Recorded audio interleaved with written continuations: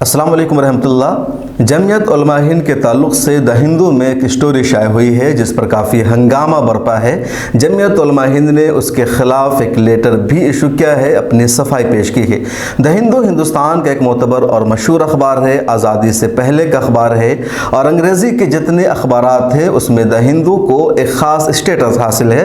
The Hindu की ख़बरों पर मुसलमान भी भरोसा करते हैं क्योंकि मुसलमानों के उन ख़बरों को इशाया करता है जिसको दूसरे मीडिया हाउसेस टच नहीं करते हैं, इग्नोर कर देते हैं। इसके अलावा द हिंदू सरकार के खिलाफ भी लगातार खबरें शाया करने के लिए मशहूर है। बहरहाल द हिंदू में पिछले दिनों एक स्टोरी शाया हुई जमीयत उलमा हिंद के ताल्लुक से और उस खबर में यह कहा गया कि जमीयत उलमा हिंद बीजेपी सरकार को सपोर्ट कर रही है। जमीयत उलमा हिंद की तरफ से योगी को या मोदी को या बीजेपी हुकूमत को मुकम्मल तौर पर साइलेंट सपोर्ट हासिल है। उस स्टोरी में पूरी तफसील बताई गई, वजह बताई गई कि इस हेडलाइन में क्यों दावा किया गया है कि जमीयत उलमा हिंद का बीजेपी सरकार को साइलेंट सपोर्ट हासिल है। अगर आप उस स्टोरी के टाइटल को देखिए तो स्क्रीन पर आप देख सकते हैं कई दिनों से खबर वायरल हो रही है। लिखा है Jamiat lend silent support Jamiat lend silent support to BJP as centre continues crackdown on PFI and UP government initiates madrasa survey के जमीयत उलमा हिंद पीएफआई पर क्रैकडाउन का मामला हो या मदरसा सर्वे का मामला हो, तमाम में खामोशी के साथ सरकार को सपोर्ट कर रही है। ये स्टोरी लिखने वाले हैं ज़ियाउस्सलाम मारूफ शाफी है, फ्रंटलाइन के भी एडिटर रह चुके हैं। द हिंदू में इनके मज़ामीन और आर्टिकल शाया होते रहते हैं। इन्होंने स्टोरी शाया की और स्टोरी में इन्होंने हवाला दिया कि क्यों इन्होंने कहा है कि जमीयत उलमा हिंद का हुकूमत को खामोश सपोर्ट हासिल। इन्होंने पहली वजह लिखी कि पॉपुलर फ्रंट ऑफ इंडिया मुसलमानों की हम ऑर्गेनाइजेशन थी, 4 लाख से ज़्यादा कैडर था। यह भारत में मुसलमानों की जितनी तंजीमें हैं उनमें से पहली तंजीम है जिसके पास कैडर है, जिसके पास पॉलिटिकल विंग है और जिसके पास अलग अलग काम करने के लिए तंजीमें मौजूद थी। उस तंजीम के खिलाफ क्रैकडाउन किया गया, उस पर बैन लगा दिया गया।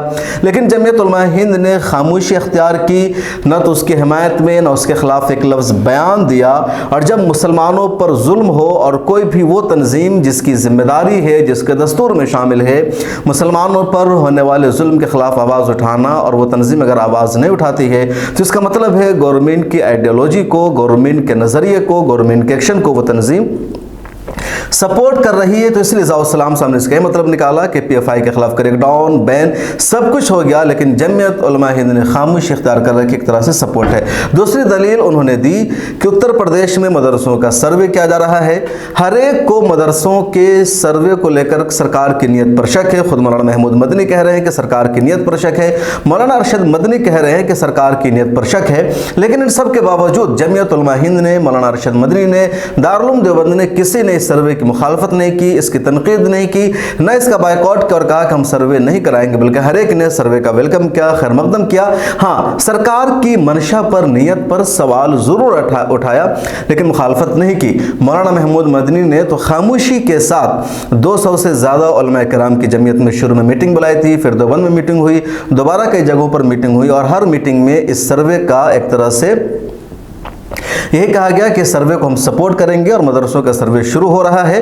मदरसों के सर्वे के ताल्लुक से मौलाना अरशद मदनी ने यहाँ तक कह दिया कि अगर सरकारी ज़मीन पर कोई मदरसा बना है तो उसको मुनहदिम कर देना चाहिए और कई जगहों पर ऐसे मदरसे जिनके पास कागजात नहीं थे उनको तोड़ने का नोटिस भी इशू कर दिया गया है। तो इसको भी इन्होंने दलील बनाया और कहा कि मदरसों के सर्वे का मामला था और मौलाना महमूद मदनी ने, जमीयत उलमा हिंद ने इसको सपोर्ट किया, तो एक तरह से यह भी हुकूमत को सपोर्ट है। तीसरी दलील उन्होंने दी एनआरसी और एनपीआर के मसले की कि सिटीजनशिप अमेंडमेंट एक्ट का जब बिल पास हुआ तब जमीयत उलमा हिंद ने इसको सपोर्ट किया। उसके अलावा उन्होंने एनआरसी के ताल्लुक से भी लिखा है कि एनआरसी के मामले पर भी जमीयत उलमा हिंद ने सपोर्ट किया। सिटीजनशिप अमेंडमेंट एक्ट के ताल्लुक से जमीयत उलमा हिंद ने सपोर्ट किया, इस ताल्लुक से तो मैंने कहीं खबर नहीं देखी है। और ज़ियाउस्सलाम साहब को अपनी इस स्टोरी के बारे में या अपने इस नज़रिए के बारे में थोड़ा सा रिसर्च करने की ज़रूरत है कि जमीयत ने कब सीए मूवमेंट को सपोर्ट किया है। मुझे याद है जमीयत ने सिटीजनशिप अमेंडमेंट को कभी सपोर्ट नहीं किया है। हाँ, जमीयत उलमा हिंद ने इसके खिलाफ प्रोटेस्ट नहीं किया जिस तरह करना चाहिए था। जमीयत उलमा हिंद भले ही दावा ये कर रही है कि उसने सबसे ज़्यादा इसके खिलाफ प्रदर्शन किया, एहतजाज किया, लेकिन कहीं भी उनका एहतजाज सामने नहीं आया।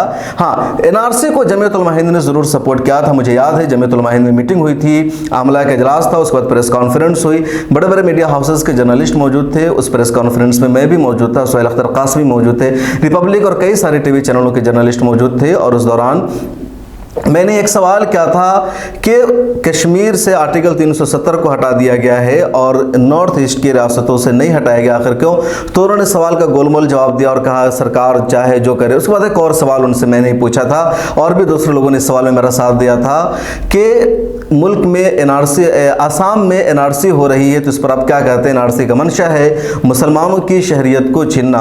तो मौलाना महमूद मदनी ने इसके जवाब में कहा कि आसाम क्या, हम तो चाहते हैं पूरे मुल्क में एनआरसी हो जाए और कौन सही है कौन सही नहीं है, कौन ओरिजिनल शहरी है कौन ओरिजिनल शहरी नहीं है, पूरा कच्चा चिट्ठा सामने आ जाएगा।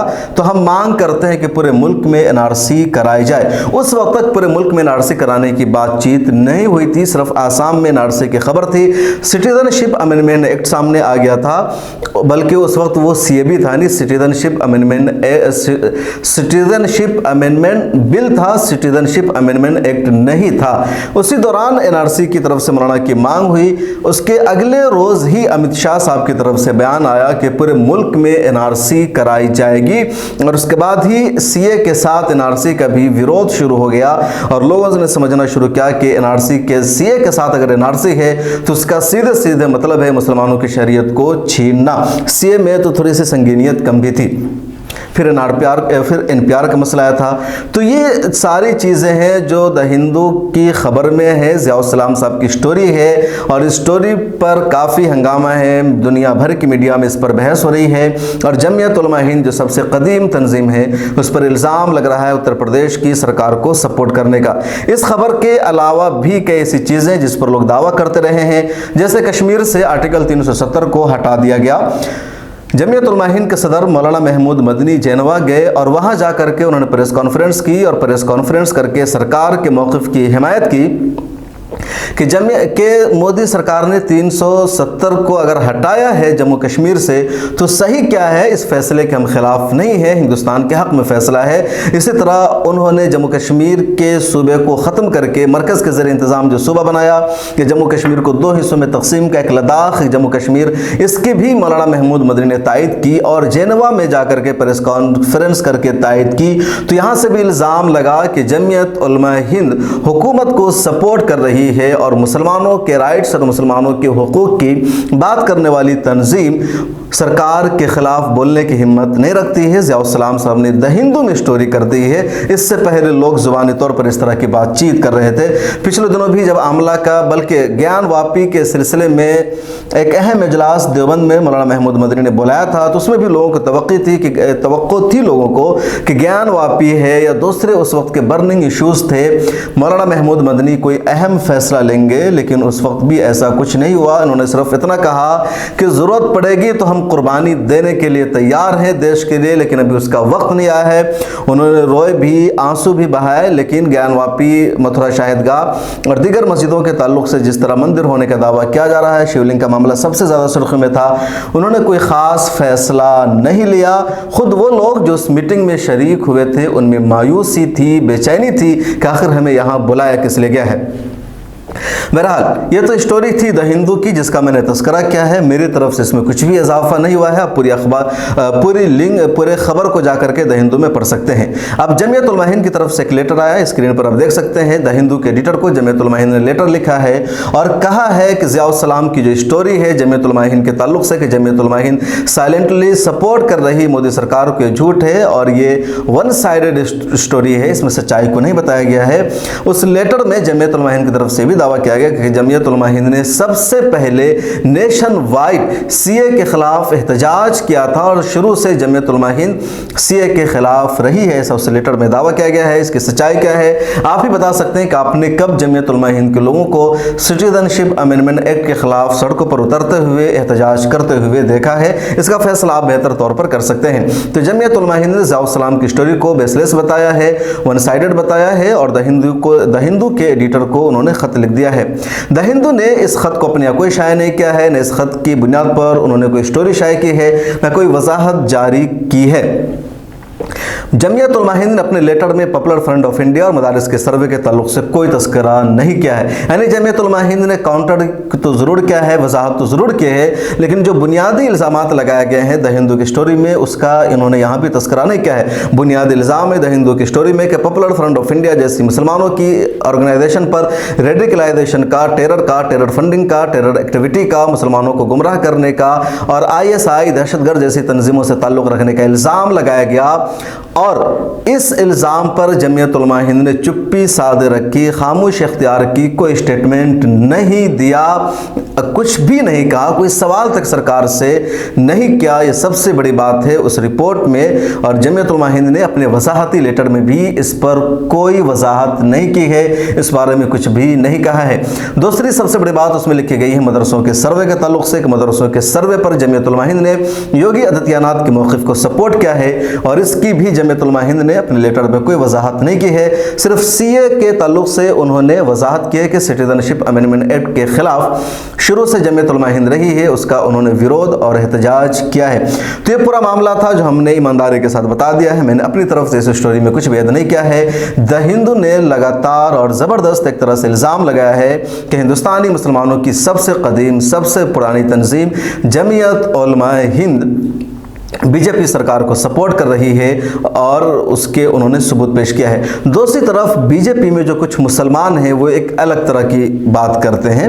बीजेपी के एक लीडर है, उनका कहना है कि जमियत उलमा हिंद जानबूझ करके बीजेपी से अपने ताल्लुक़ को जाहिर करती है और ये बताने की आम लोगों को कोशिश करती है कि मौलाना महमूद मदनी के, जमियत उलमा हिंद के हुकूमत वक्त से, सरकार से, बीजेपी से गहरे ताल्लुकात हैं और कुछ भी काम चाहिए, कुछ काम निकालना है तो जमियत और उनके सदर मौलाना महमूद मदनी से रिश्ता खुशगवार करना ज़रूरी है। इसी वजह से सारे लोग उनके दबाव में रहते हैं, सारी तंजीमों के लोग उनके साथ रहते हैं, कोई उनके खिलाफ नहीं जाता है, क्योंकि वो एक माहौल बनाकर रखते हैं कि जमियत उलमा हिंद और उसके सदर हुकूमत से बहुत करीब है, लिहाजा उनके खिलाफ कोई कुछ भी नहीं कर सकता है। उनका यह भी कहना है कि जमियत उलमा हिंद की पॉलिसी रही है जो भी पार्टी सत्ता में आती है, जो भी पार्टी हुकूमत में आती है, उससे अच्छा ताल्लुक़ बना करके रखना, उससे रिश्तों को संवारना। और जमियत उलमा हिंद यही कर रही है। जब कांग्रेस की हुकूमत होती थी तो जमियत उलमा हिंद कांग्रेस के साथ रिश्ता सवार कर रखती थी। उत्तर प्रदेश में अगर मुलायम सिंह की हुकूमत होती थी तो उसके साथ जमियत उलमा हिंद के रिश्ते अच्छे होते थे। जब मायावती की हुकूमत थी तो मायावती के साथ रिश्ते अच्छे थे।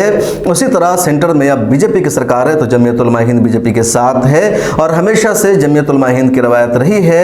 और इस तरह की खबरों को प्रोमोट खुद जमियत करती है ताकि उसके ताल्लुक से वाज़ेह तौर पर लोगों तक ये बात पहुँचे कि जमियत उलमा हिंद सरकार के साथ है, सरकार के खिलाफ नहीं है। मुसलमानों में यही वो लोग हैं जिनके हुकूमत से गहरे ताल्लुकात हैं, हुकूमत के आला अफसरान, अजीत डोवाल और इस तरह के जो लोग हैं उनसे गहरे ताल्लुकात हैं।